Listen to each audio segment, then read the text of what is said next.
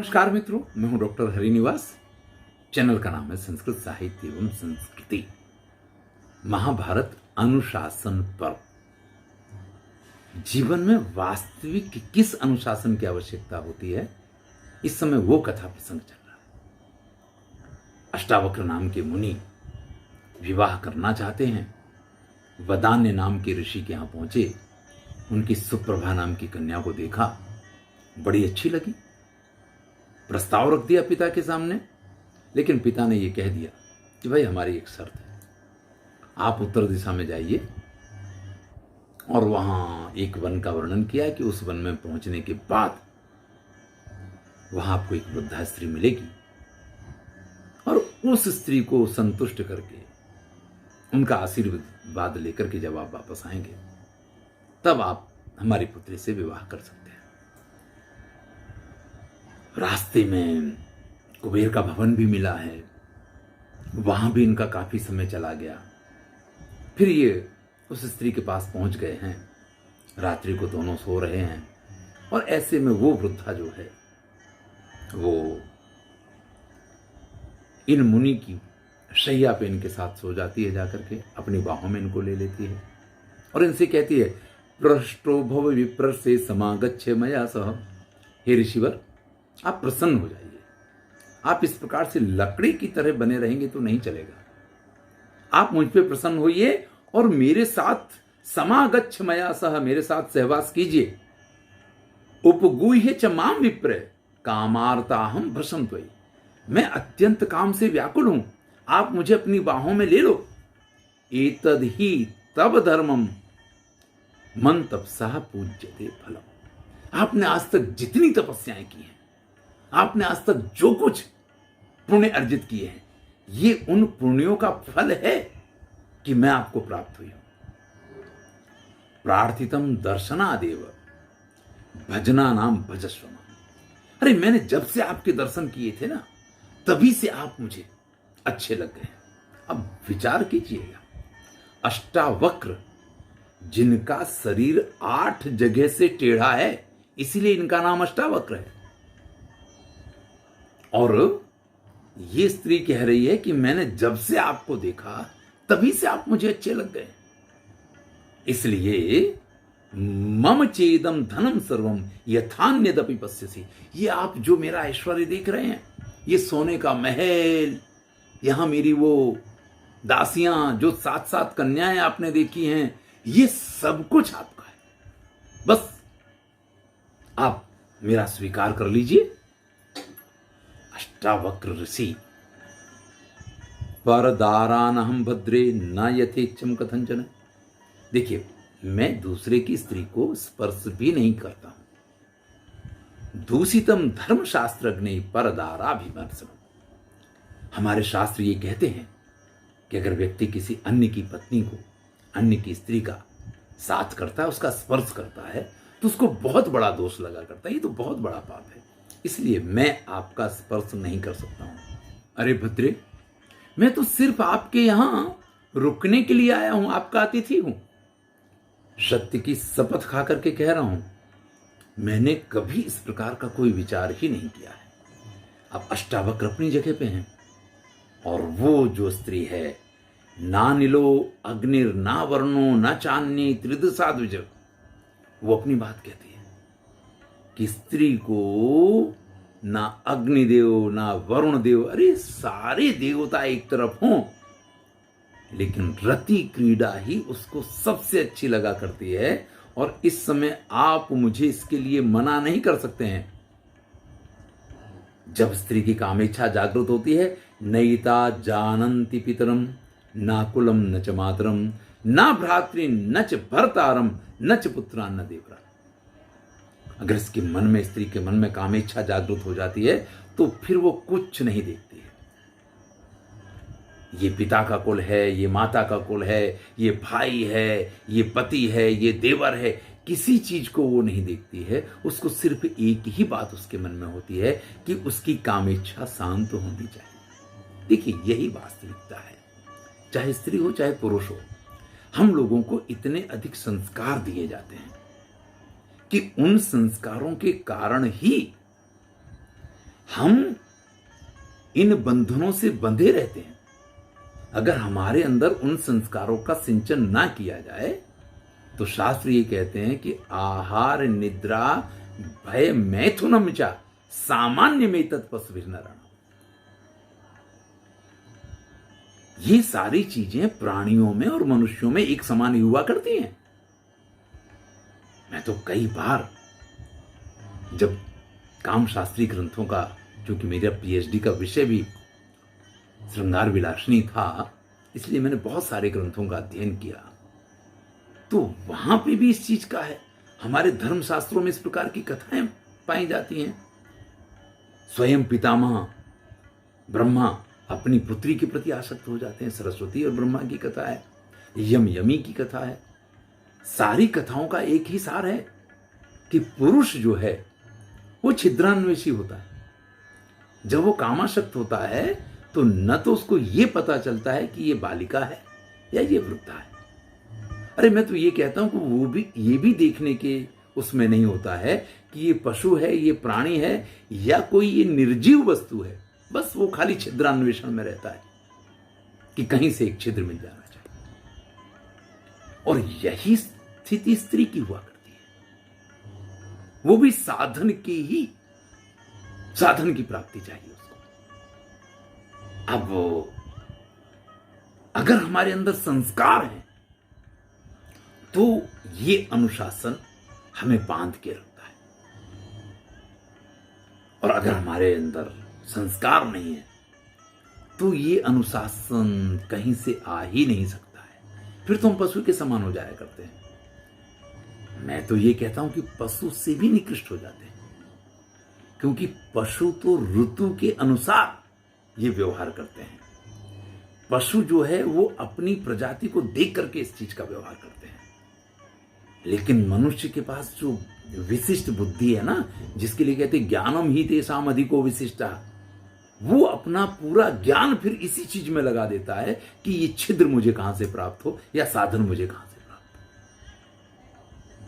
हो। अब इस सत्य को अनुशासित करना है, इसलिए अनुशासन पर्व में ये कथा यहां पे प्रस्तुत की गई है। बड़ी ही सुंदर कथा है। अब अष्टावक्र ऋषि पे कोई फर्क नहीं पड़ता है, और वो जो वृद्धा थी वो अपनी बात कहती रहती है, और अष्टावक्र ऋषि ने उनकी हर बात को उतने ही शांत मन से अस्वीकार किया है। प्रातःकाल हुआ, मुनि ने स्नान वगैरह किया, वो रात्रि तो जैसे तैसे व्यतीत हो गई। प्रातःकाल हुआ, मुनि ने स्नान वगैरह किया, तैयार हुए, संध्या वंदन इत्यादि किया, और फिर दिन कहां चला गया पता ही नहीं चला। फिर संध्या काल आया। आज वो जो वृद्धा है ना, उसने एकदम तरुणी का रूप धारण कर लिया, क्योंकि कल अष्टावक्र ऋषि ने जब उस वृद्धा को देखा था तो उनके मन में लगातार इस प्रकार के भाव आ रहे थे कि इसकी एक एक भाव भंगिमा नवयुवान जैसी है, लेकिन स्वरूप से ऐसी वृद्ध है कि इसकी तरफ नजर उठा के ना देखा जाए। आज संध्या काल हुआ, उस वृद्धा ने तरुणी का रूप धारण किया है, एकदम नवयुवान, अंग प्रत्यंग से जिसके सौंदर्य झर रहा है। ऋषि की सेवा में उपस्थित होकर के ऋषि से कहती है, आपके लिए क्या करें? उनके स्नान के लिए उनका तेल उपटन वगैरह हुआ है, अच्छी तरीके से स्नान किया गया है, बहुत अच्छे भोजन करवाए गए हैं। ऋषि ना नहीं कह पा रहे हैं, इतने स्वादिष्ट व्यंजन है। ऋषि एक के बाद एक, मतलब पेट भर के खा लो और ऊपर से बांध लो, इस प्रकार से उन्होंने भोजन किया है। रात्रि फिर आई, फिर वही भवन है, फिर दोनों की शैयाएं बिछी हुई हैं, अपनी अपनी शैया पे सोते हैं। लेकिन थोड़ी देर बाद फिर वही घटना घटित होती है कि वो जो आज तो कन्या के रूप में ऋषि के पास आकर के पहुंच जाती है, और फिर वही बात शुरू हो जाती है। तब अष्टावक्र कहते हैं, न भद्रे पर दारेसु मनु में सम प्रसज्जति। हे देवी, दूसरे के पत्नी के प्रति मेरा मन आकर्षित हो, ऐसा कभी संभव ही नहीं है। उत्तिष्ठ भद्रे भद्रम ते स्वयं वही विरमस्वजा। जाओ, अपने स्थान पे जाओ, विश्राम करो जाकर के। इस प्रकार का प्रयत्न करने से कुछ होने वाला नहीं है। फिर वो कहती है, बाधते मैथुनम विप्र मम भक्तिम चपस्से। अरे आपको मेरा प्रेम नहीं दिखाई देता है? मैं आपके लिए कितनी व्याकुल हूं। अगर आप मेरी इच्छा पूर्ण नहीं करेंगे, अधर्मम प्राप्य से विप्र यन्माम तुम नाभिनंदसी। अरे मैं आपको इतना प्रेम करती हूं और फिर भी अगर आप मेरा स्वीकार नहीं करते हैं तो आपको पाप लगेगा ऋषिवर। आप ऐसा व्यवहार मेरे साथ नहीं कर सकते हैं। तब अष्टावक्र कहते हैं, हरंति दोष जातानि नरम जातम यथेच। भाई जो स्वच्छंद प्रकार की वृत्ति रखने वाले लोग होते हैं ना, उनको इस प्रकार की बातें प्रलोभित किया करती हैं। उनके मन में इस प्रकार की बातों से दोष आया करते हैं। आप मेरे पास से ये अपेक्षा मत रखें। भाई जो संस्कारवान लोग होते हैं ना, उन पे इन चीजों की असर नहीं होती कि नहीं आप ऐसा नहीं करोगे तो आपको ऐसा हो जाएगा। नहीं नहीं नहीं, भद्रे स्वशयनम व्रज। आप अपनी जगह पे जाओ, यहां आपकी दाल गलने वाली नहीं है। तब वो कहती है, सिरसा प्रणमे विप्र। हे विप्रवर, मैं सिर से आपको प्रणाम कर रही हूं, आप मेरे ऊपर प्रसन्न हों। देखिए, मैं पृथ्वी पे गिर के साष्टांग प्रणाम करके आप जैसे कहो हर तरीके से। अच्छा, आपको ऐसा लग रहा है ना कि मैं दूसरे की पत्नी हूं और मेरा स्पर्श आप करेंगे तो आपको दोष लगेगा? आप बिल्कुल निश्चिंत रहें, मुझे स्पर्श करने से आपको किसी प्रकार का दोष नहीं लगेगा। आप कहते हैं कि मैं सिर्फ अपनी पत्नी का ही समागम करूंगा, तो आप मेरे साथ विवाह कर लीजिए। न दोषो भविता चैव सत्येन ऐतद ब्रवीम्यहम्। मैं आपसे बिल्कुल सच कह रही हूं, मैं स्वतंत्र हूं। मेरे ना तो कोई पिता है, ना मेरी कोई माता है, ना मेरा कोई बंधु है, ना कोई मेरा बांधव है। और यहां भी मैं स्वयं इस भवन की और यहां इस पूरे स्थान की स्वामिनी हूं। मैं स्वतंत्र हूं। तब वो ऋषि बोले कि भाई आप ऐसे कैसे स्वतंत्र हो सकती हैं? क्योंकि पिता रक्षति कौमारे भर्ता रक्षति यौवने पुत्राश्च सविरे काले नास्ति स्त्रीणाम स्वतंत्रता। शास्त्र ये कहते हैं कि स्त्री तो कभी स्वतंत्र हो ही नहीं करती है, तो आप इस प्रकार से तो स्वतंत्र कैसे हो सकती हैं? तो कहती है, मैं कुमारावस्था से ही ब्रह्मचर्य का पालन कर रही हूं। कौमारम ब्रह्मचर्य में कन्यैवास में न संशया। मैं कुमार अवस्था से, बाल्यावस्था से भी ब्रह्मचारी हूं। मैंने कभी किसी के साथ विवाह नहीं किया है, इसलिए कोई मेरा पति नहीं है, मेरे पिता है नहीं और कोई मेरे परिवार में नहीं है, इसलिए मैं स्वतंत्र हूं और कन्या हूं, किसी की पत्नी नहीं हूं।